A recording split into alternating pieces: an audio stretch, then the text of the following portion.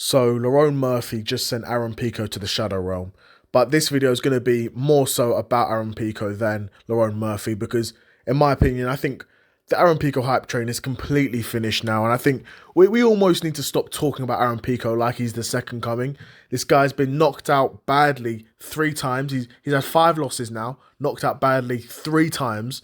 And, you know, in his UFC debut, he shows signs. And that's the thing. He's only 28, but like I said, those 3 bad knockouts are telling, in my opinion. They're really telling. But Aaron Pico is capable of putting in partially good performances. And, like, I can see why, to the almost untrained eye, you would think this kid's got some potential. But Aaron Pico is a guy who comes out, he uses his boxing, uses his athleticism, uses his wrestling, which is what you'd expect a guy like him to do.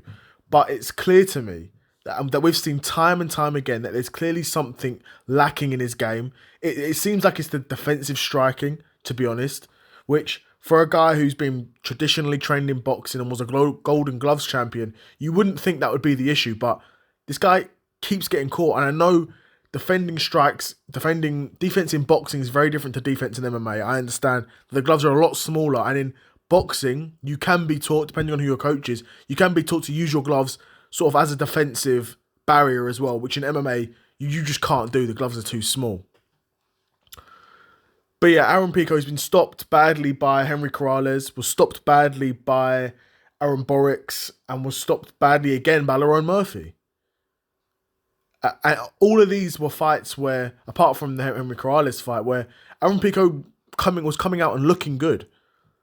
But I think if you get knocked out by Lerone Murphy, and Lerone Murphy, he's known as a striker for sure, but he's not known as someone with an insane potential to finish. From what I think, he's not seen as this insane finisher. So if you're getting finished by him again, partially there's no shame in losing to Lerone Murphy because again he's a top ranked guy at featherweight and will be one of the next guys in line for a title shot for sure. But it feels like there was so much hype around Aaron Pico at first, right? And it's almost like you'd expect him to just run through everyone and have no speed humps because he's just so good, and he's not. So I want the MMA media, MMA fan bases to stop talking about Aaron Pico like he's the second coming, like he's the next phenom at 145.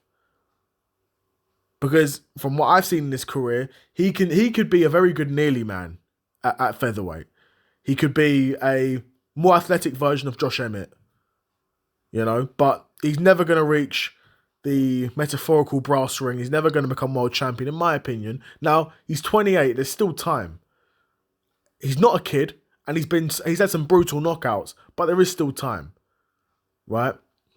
But it's really not looking good for any of these PFL guys coming over to the UFC, where you're just getting shown no mercy, and guys are just onto you, bro, and rightfully so, because you had Pitbull, who was a world champion in Bellator.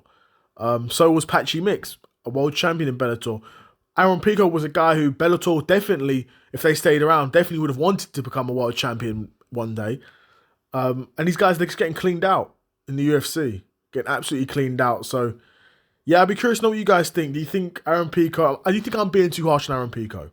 Do you think I'm wrong? Do you think maybe he's still got some potential to go on and accomplish some things in his MMA career? Or do you think whoever he fights from now on, the game plan's sort of been exposed? If you can weather the storm, if you can take those early shots, because it's clear that Aaron Pico does possess some power because he's backing dudes up for the most part. You know, he's applying pressure and he's backing dudes up. But it's like, do you think Aaron Pico could have a chance against other featherweights? You know, stylistically, could he match up well? To be honest, even though when the Movsar fight was announced, the Evloev fight was announced, I did pick Evloev, but after seeing that performance against Lerone Murphy, in terms of the striking and the pressure, I can see him causing problems for Evloev. And Evloev definitely doesn't have the same power in his shots that Lerone Murphy has at all, even remotely. So it does make for an interesting fight, but we'll see. That fight probably won't get made now, but stranger things have happened in the UFC. But yeah, I'm curious to know what you guys think. Do you think I'm doing too harsh on Aaron Pico, or do you think I'm right? I'm right here, and this guy's cooked, and he really got nothing to offer at world level. But yeah, let me know what you guys think in the comments below. Another episode of the Seth Solo Side Quest in the bag, and I'm out. Peace.